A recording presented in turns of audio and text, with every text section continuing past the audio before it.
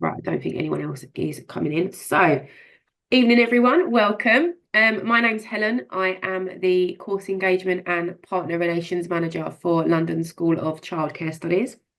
So I'm going to be hosting this session for you. Before I start, just to let you know, this session is being recorded. So obviously, if you want to keep your cameras off, that's absolutely fine. If you want to have them on, that's also fine as well. If you could just keep yourselves muted, there will be a opportunity for questions at the end of the session. Anything pressing, always pop it in the chat as well, just in case you don't want to forget it. Prem might well answer your questions before you have asked them. You never know. So today we are here with Prem. He is the founder of Aveea, which is a STEM specific after school club, and he's going to tell you a lot more information about that. Thank you very much for joining us. It's lovely to have you on a sunny Tuesday evening. And if you have any pressing questions, as I said, pop them in the chat. I will monitor it throughout the session. Should last about 30 minutes, depending on how many questions you've got, how much Prem wants to talk about. But he's just going to go through how he set the business up, the ideas behind it, his background, and we're just going to sort of get a better understanding of STEM and the impact it has with children, especially with how important it is nowadays with how technology is moving. So I'm going to hand over. I will mute myself. I do apologise. I've got a very nasty cold. So I'm going to hand over to Prem, and yeah, I hope you enjoy the session, everyone. Thank you very much. Well, thank you very much, everyone, for joining today. So yeah, a little bit about myself before I kind of jump into a little bit more about Aveea. Myself, Leicester born, so I'm from the Midlands, a place near Birmingham. Now, I'm London based, and I'm the founder of Aveea. And I think I started this because I was in a position of a lot of privilege. I got to see firsthand what STEM was all about. I understood science, understood tech, understood engineering, understood maths. And because of what I saw, I think there was something in me that thought, I want everyone else to be able to see this. I was really excited. I used to work for the Ministry of Defence, and specifically in nuclear weapons. So that's very fancy stuff. I was seeing particles being heated to the temperature of the sun. Rooms were shaking. It was sublime. I was wearing like the hazmat kits to kind of go into certain rooms. You had to sign off. It was like you had one guy on the right side with a key and the other guy on the left, and then everyone was all kind of suited up, and it was just so much security. And every day felt like an episode of like an engineering program or something like that. It was just so much fun. And it was even better because they sent me to do a master's at UCL. And at my time at UCL, they said, Prem, listen, you've got a lot of experience with engineering. Why don't you head to a primary school? So I decided to go to a primary school, and that's when the realization came to me. I saw that they were circling Greek letters. And back in my engineering days when I was studying, Greek letters are very important. You have omega, which matches omega, you have rho, which matches rho, and then it was super important. But that wasn't the pinnacle of STEM. It's not what I was seeing that morning. That morning, I was seeing rooms shaking, I was seeing particles being heated to the temperature of the sun. And this was very different. So at that point, I kind of knew I needed to do something. So I spoke to that school, wondered whether I could kind of get involved a little bit further in some workshops with the kids. And what was really funny was I had experience before that. I had a lot of experience from the ages of 16 to 20. I actually worked underneath my mother at an after school club. So I had a lot of experience with kids. And it was through that I was able to kind of push that forward. And luckily, I won an award. Fast forward 7 years or so, and we have a company now which inspires, 1,000 kids a week. It's come a long way. So, kind of looking backwards, my path seemed quite, I'd say, quite straightforward. I had experience with kids from 16 to 20. I studied engineering at Birmingham. I went to work for the Ministry of Defence, with all this particles and the temperature of the sun and all that kind of fancy stuff. And then UCL picked me up and I went to the schools, and 7 years later we have a business. But whilst it kind of looks very straightforward now, at the time, every day I was thinking, what am I doing? Is this the right thing to do? I'm leaving a safe salary with a fancy pension for basically no salary, and going back to my parents' home in Leicester, living under them, eating their food, and with no money. And every day I was thinking, is this the right decision? Have I made a mistake somewhere? And it was through battling that. I think that was the main challenge, battling that and understanding, it will work out eventually.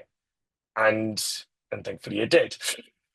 I think kind of one of the main things when it comes to our challenges that we've kind of faced was the topic of STEM is quite tarnished. As I mentioned earlier, we saw the kind of circling the Greek letters, in some of the workshops, and it's that which schools kind of think is the norm. And when we ring up schools or we kind of speak to schools, they're very defensive and they think that that's what we're going to offer. It was not too long ago, we were speaking to a school in Ilford, and the teacher had walked past the classroom and she literally told us, yeah, the previous STEM provider, they were filling out worksheets. And I know for a fact in STEM, you've got to fill out worksheets, you've got to have those records, you've got to have those logs. But at the age of 5, all you want to do is see an explosion, you want to design, you want to build, you want to tinker. You don't really want to write up notes and why this is that and that is this. You want to have fun, you want to see STEM for what it really is. And it's a real big challenge for us because on the face of it, we could be just like any other provider. And it's showing schools that we are different. We're very, very different. And it's trying to make that apparent in a 5-minute phone call with them or in an email. It's one of the biggest challenges we have.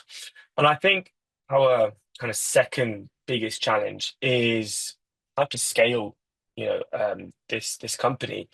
Back 4 or 5 years ago, we didn't have any staff apart from myself and my mother, who kind of works for us now. Not kind of, she definitely does, and she's a director of learning and development. But we didn't know how to scale. TAs were a little bit too expensive, and all we had to do was create our own training program. So we got in students who had no experience at all, but were quite animated, whether they had like some drama experience or something. And we told them the rule of 3, 1, 2, 3, all eyes on me. We told them the triple clap. We told them how to manage children. And through this internal training program, we're able to then have a business. But it was quite a big step for us because, in the back of my mind, I was thinking, no one can deliver a workshop like me. I was thinking, yeah, I'm the only person who can do this. And it was getting out of that mindset that, if I can do it, I can train someone else to do it, and they can do it better than me with a different angle, and they would probably be able to teach me. I think for me, that's probably one of the main things I would have done differently. Really think that no one, not no one can deliver a workshop like me, or no one could do this like me, but how can I train someone else to do it better than I could? And that's probably one of the main things I would have pushed for, that idea of not looking for perfection, but looking for progress. And then with that progress, you can kind of iterate forward.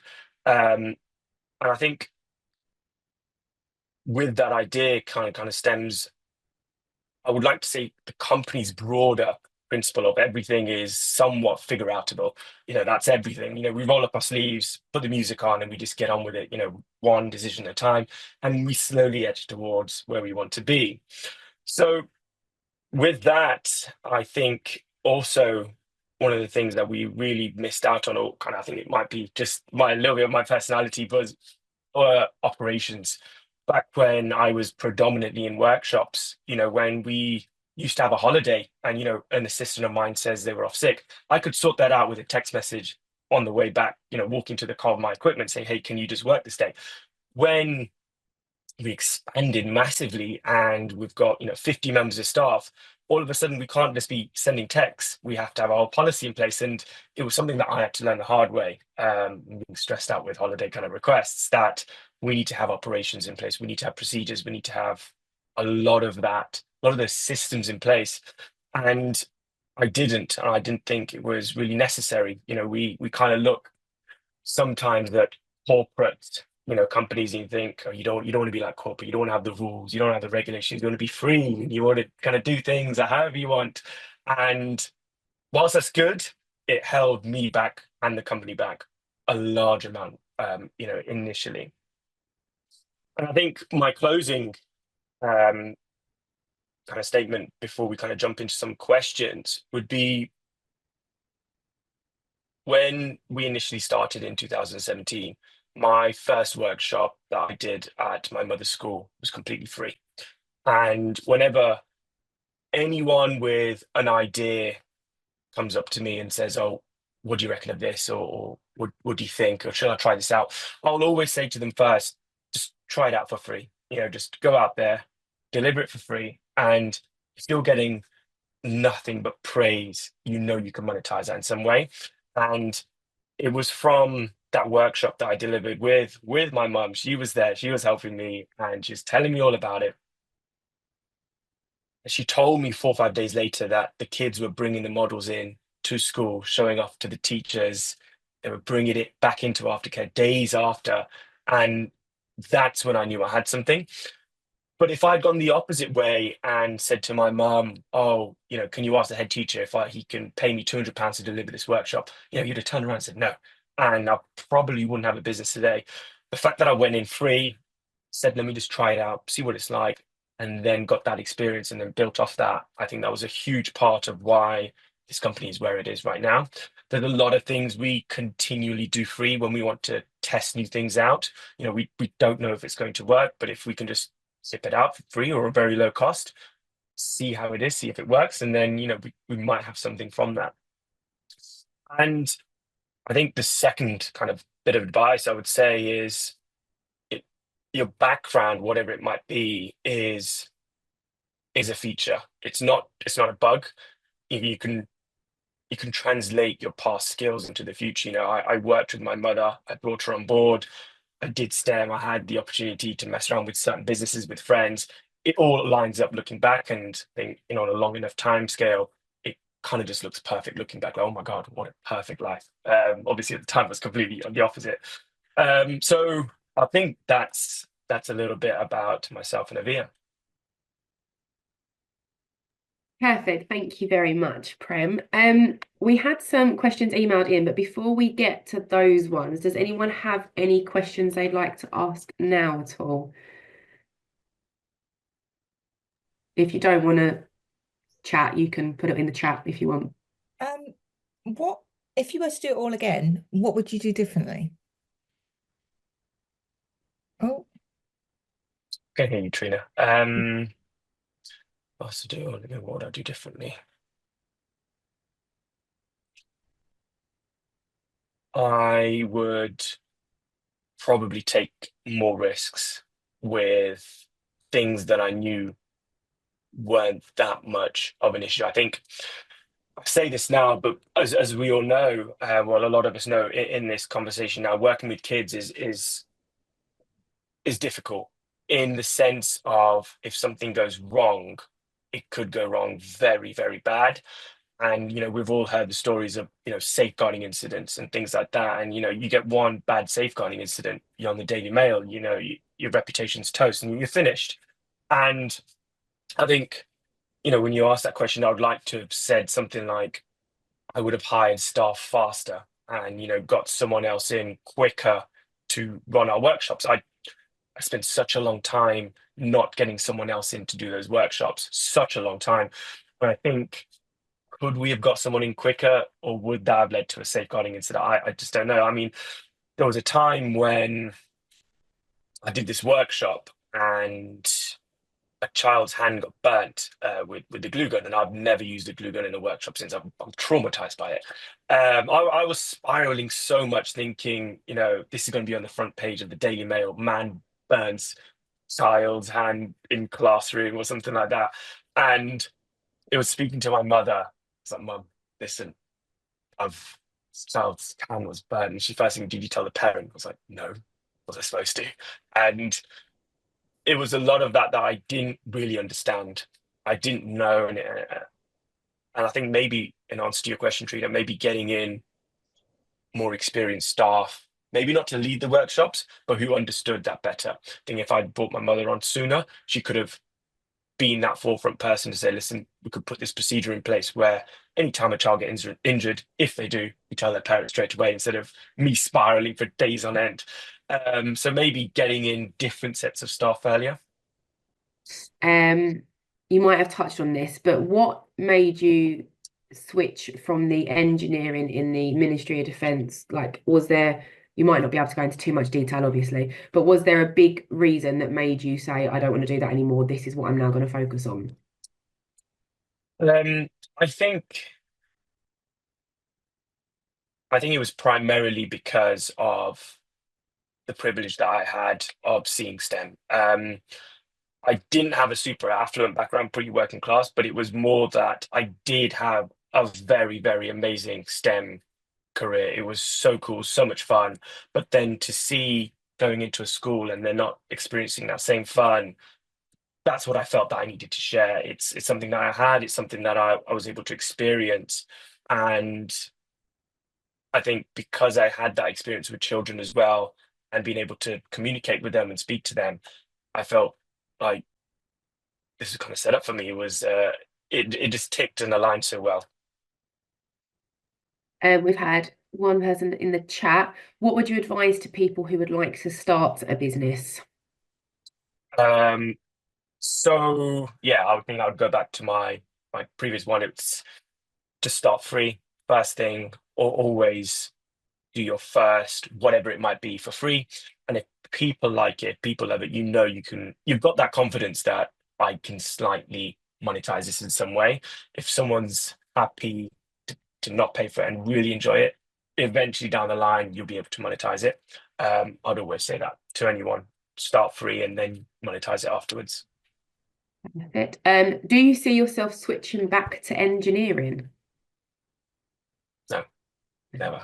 I love engineering. I love seeing construction. I love seeing massive infrastructure projects. It's amazing. I love this stuff, but I like seeing it from my point of view, and that's showcasing what all these amazing people are doing in STEM to kids, as opposed to being part of those amazing people who are in STEM. Another one's come in. What is your biggest achievement with Aveea? What are you most proud of? I would say it's probably myself, a little bit more personal to me. And I would say it's the way that I've been able to move away from my STEM technical 1+1=2 kind of brain to more the marketing, to being able to deliver on stage, being able to be not that afraid of public speaking, all of that kind of stuff, which isn't predominantly known for being quite a STEM thing. It's on more on the art side. So I would say for me, it's more picking up a lot of those art skills and the soft skills, as you were. Where do you see Aveea heading towards? Oh, good question. So when people think of the word STEM, we would like people to think Aveea. That's where we want to be. We understand that teachers fundamentally do not have the time to research the hundreds and thousands of different STEM subjects and bring them all into the curriculum for all the kids to understand. We know that, but we want to be those people who can. We've got the knowledge, we've got the people. We want to deliver it to the teachers and make their lives easier. If they had a box full of kit and resources for them to just run an amazing physics workshop, and then they've just got it there, they don't have to do any research. That's kind of where we want to be. Perfect. Sounds good. How many children do you think Aveea has inspired to follow in careers in STEM?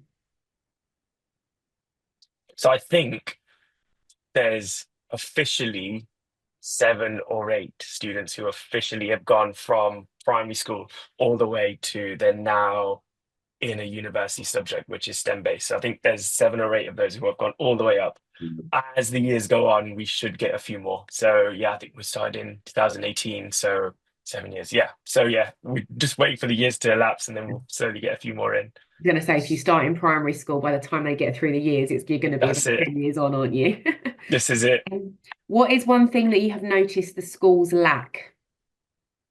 Money. money. This is money. It's always money, isn't it? It's hard. We made a phone call last year to a school, and we asked them, "Oh, can we come to your school and do some workshops?" And they spoke to us and they said, "Listen, right now our roof has collapsed, and the water's pouring in. We don't have anywhere to feed the children because we don't have a school dinner hall, and we don't have the money to repair the roof."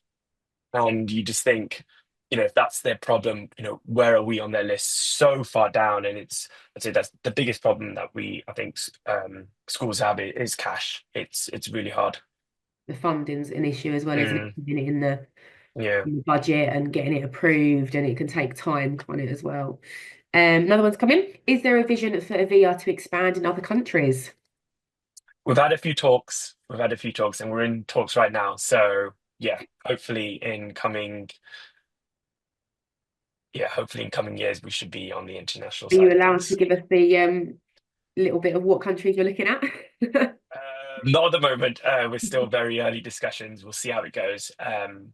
I think what we enjoy doing when we bring workshops to our kind of let's say our workshops in this country is we like speaking to people all over the world. It allows us to bring different cultures into our workshops. It's nice being able to speak to people in the Far East and how they were to tackle the problem compared to how the Western side took tackle them. And for the kids to be able to understand that as well, it's you can see them really thinking, this is amazing. I can't believe someone else on the different side of the planet does it this way. It's really nuts. Okay.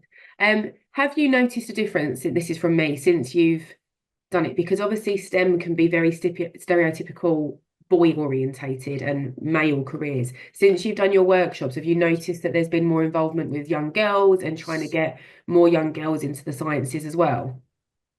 Yeah, so it's really weird because when we're at primary school, especially year 1 and 2, the mix is literally 50%, 50 girls, 50 boys. And that continues right up to year 6, year 7. I think there it starts to drop off. But what's really interesting is all our staff, that kind of, well, I'd say 90% of our staff, and we've got around 50 staff, they're all women who teach, who run those workshops. So it's a really weird dynamic. We're always trying to push for more females in STEM. And I think what does help is having those female teachers who are running those workshops, who know their staff, and it allows other girls, in the schools to think, oh, Miss is teaching and she knows her stuff. Let me go see. Oh, she's also in STEM as well. It's nice. It's huge ticks for the children, and they're drawn to it as well. Yeah. Someone said there are a lot of students interested in work experience. It would be good for Aveea to be connecting students with companies in the future. Is this something that is in the long-term goals? We do CV help and cover letter help and interview prep and stuff like that.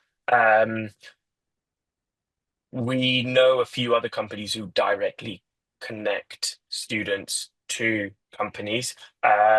There's been talks in the past. It might come to fruition again in the future. We'll see. Perfect. Do you offer work experience yourself? Yes, loads of it. Yeah. That's always good. Thank you very much for your time tonight. Thank you, Prem, for all the information about Aveea. It's been wonderful finding out the who's and where's and whys about your company. And it's brilliant with how successful you're being, and good luck with being successful in the future as well. And thank you very much for your time tonight, everyone. And I hope you have a wonderful evening. Thank you very much. Thank you very much.